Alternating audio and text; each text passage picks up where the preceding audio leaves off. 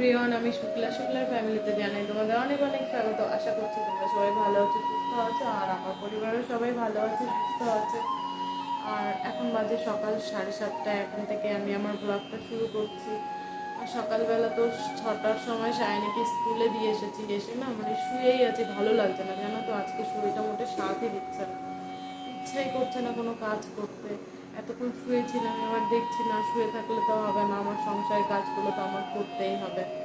কারণ দেখো সৃজনী ঘুমোচ্ছে এখনো। কেন যে বড় হলাম জানো তো, এত চাপ এত টেনশন এগুলো কিছু নিতে হতো না। যেমন দেখো কি সুন্দর ঘুমোচ্ছে মেয়েটা। ছোট থাকাই ভালো ছিল তাই না? এত টেনশন হতো না, দায়িত্ব নিতে হতো না। শুয়ে আছি তারপরেও মাথার মধ্যে চিন্তা ঘুরছে যে শুয়ে থাকলে তো হবে না, আমার তো সংসারে এত কাজ পড়ে রয়েছে, এগুলো করতে হবে, জামা কাপড় কাচতে হবে, আবার সায়নীকে আনতে যেতে হবে, সময় মতো রান্না করে সবাইকে খেতে দিতে হবে। তাও দেরি হয়ে গেল, লেট হয়ে যাবে রান্নাও করতে। এখন তো ভালো লাগছে না জানো তো, মাথাটার মধ্যে কেমন যেন হচ্ছে, মনে হচ্ছে ঘুমিয়েই থাকি।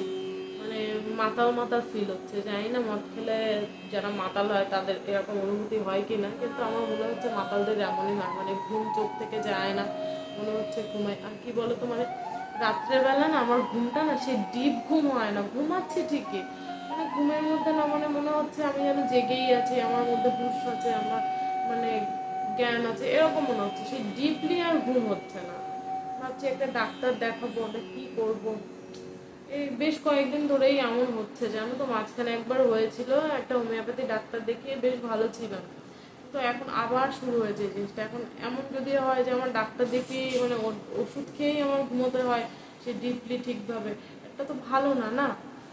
তো ভাবছি এখন কি করবো, দেখি ওর পাপা আজকে ফোন করুক, ওর পাপার সাথে আজকে আমার কথা বলতে হবে। আর কি বলতো, আমার শরীর খারাপ হলেও না আমি ওর সাথে কিছু শেয়ার করি না, যে আমার শরীর খারাপ লাগছে বা কি, আমি কিছু বলি না ওকে।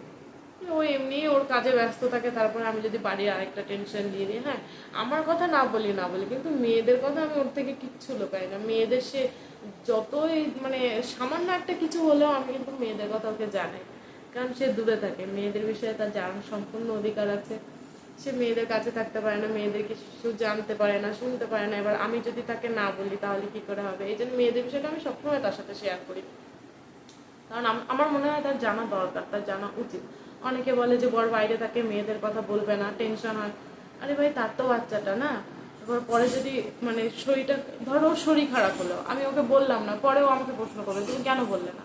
মাঝখানে একবার সৃজনের খুব শরীর খারাপ হয়েছিল, আমি হসপিটালে ভর্তি ছিলাম, তখন যে এই যে ঘটনাটা ঘটে গেছিল সৃজনীকে নিয়ে, যদি আমি ওকে না জানাই, পরে কিন্তু ওই আমার সাথে ঝগড়া করবে যে কেন তুমি জানালে না, এত বড় একটা বিপদ হয়ে গেছে তুমি আমায় জানালে না।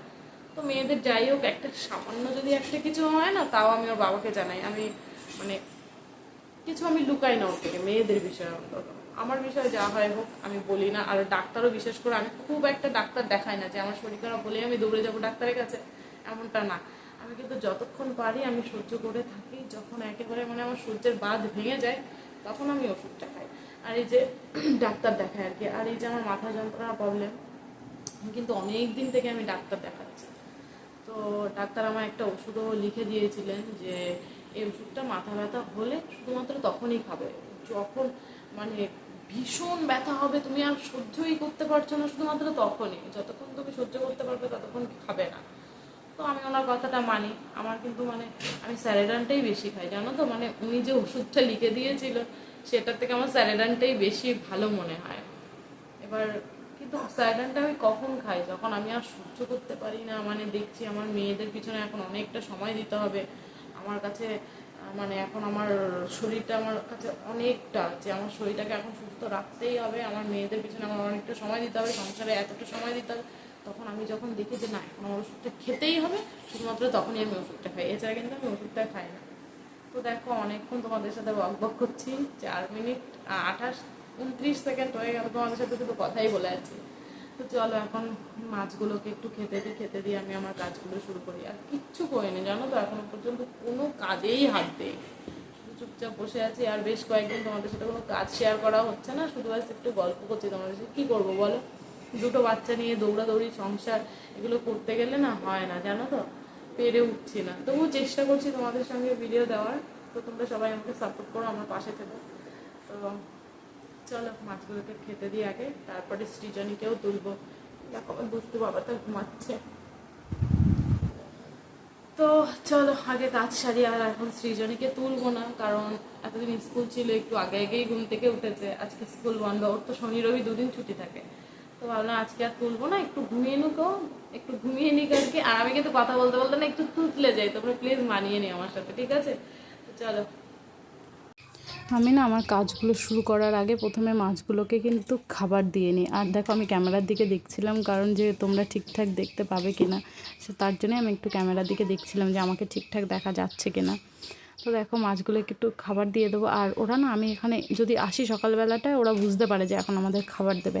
আর ওদেরকে কিন্তু আমি ভীষণ অল্প পরিমাণেরই খাবার দিই, এক দাদা খাবার দিই না, দোকান থেকেও বারণ করেছে আর ওর বাবাও বারণ করেছে যে বেশি খাবার দেবে না, অল্প অল্প খাবার দেবে, তাহলে আর কি মাছগুলো জলটা নোংরা কম করবে। আর যত খেতে দেবো তত ওরা বেশি পটি করবে আর জলটা খুব তাড়াতাড়ি নষ্ট হয়ে যাবে। তারপরেও দেখো সপ্তাহে সপ্তাহে জলটা চেঞ্জ করলে জলটা ভালো থাকে, কিন্তু আমার তো প্রত্যেক সপ্তাহে চেঞ্জ করা না অনেক ঝামেলা রয়ে যায়, এই জন্য আমি প্রতি সপ্তাহে চেঞ্জ করতে পারি না, কিন্তু 10-12 দিন অন্তর অন্তর জলটা পাল্টে নিই। তো দেখো ওদেরকে খেতে দিয়ে দিয়েছি, ওরা খাচ্ছে।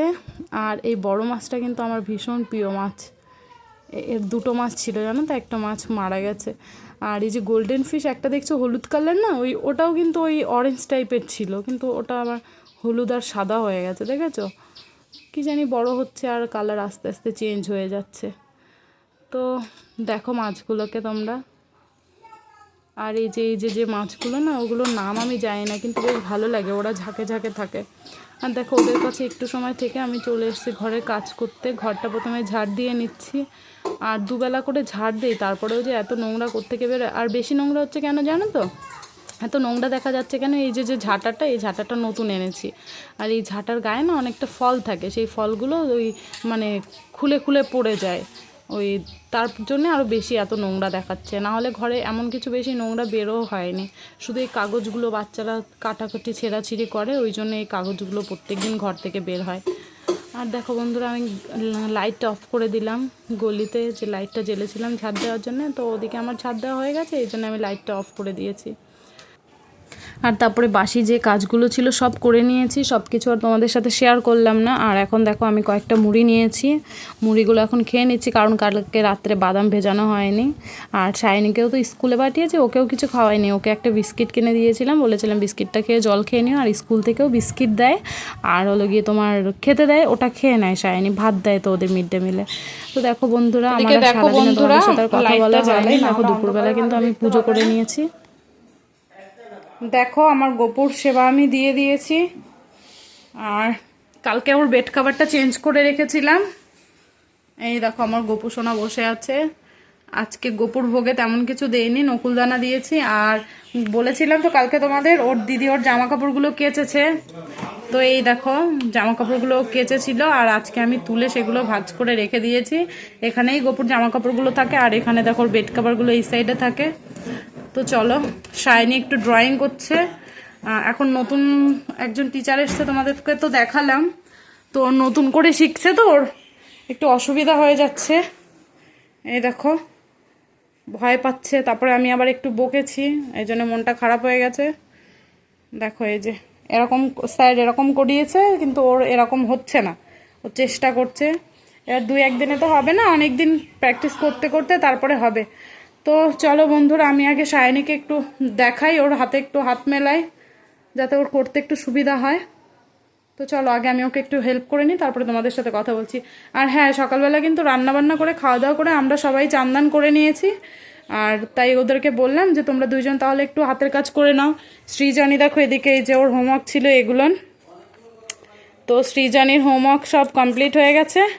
এখন শাইনি একটু ওর কাজটা করছে, তো আমাকে একটু হেল্প করতে হবে ওকে, তো ওকে একটু হেল্প করে তারপরে তোমাদের সাথে কথা বলছি।